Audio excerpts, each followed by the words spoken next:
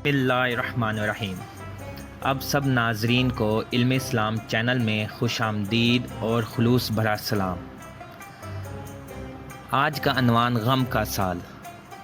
3 سال تک بنی ہاشم سختیاں برداشت کرتے رہے۔ قریش صرف 2 شریعت پر بائیکاٹ ختم کرنے کو تیار تھے۔ پہلی شرط جو انہوں نے رکھی وہ یہ ہے محمد صلی اللہ علیہ وآلہ وسلم کو ان کے حوالے کیا جائے، اور دوسری شرط محمد صلی اللہ علیہ وآلہ وسلم اس نئے دین کی تبلیغ نہ کریں۔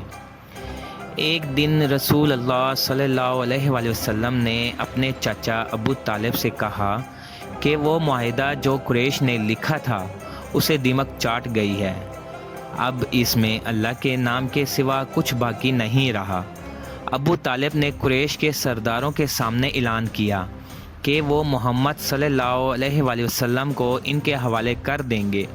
معتم بن عدی کعبہ کے اندر گیا اور دیکھا کہ محمد صلی اللہ علیہ وآلہ وسلم کی بات سچی ہے اور دیمک معاہدے کو چاٹ چکی ہے۔ اس طرح 3 سال بعد معاہدہ ختم ہو گیا۔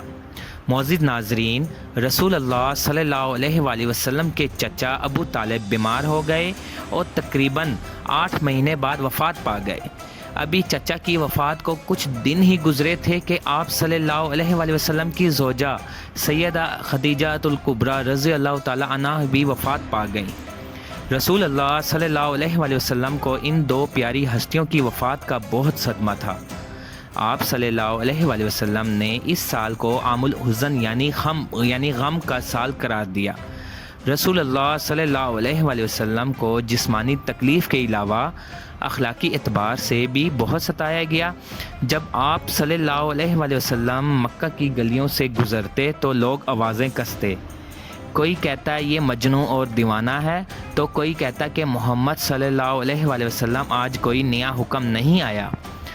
معزز ناظرین، قریش کے سردار ولید بن مغیرہ نے کہا کہ میں محمد صلی اللہ علیہ وآلہ وسلم سے بہتر ہوں، کیا میرے ہوتے ہوئے محمد صلی اللہ علیہ وآلہ وسلم پر وحی آ سکتی ہے؟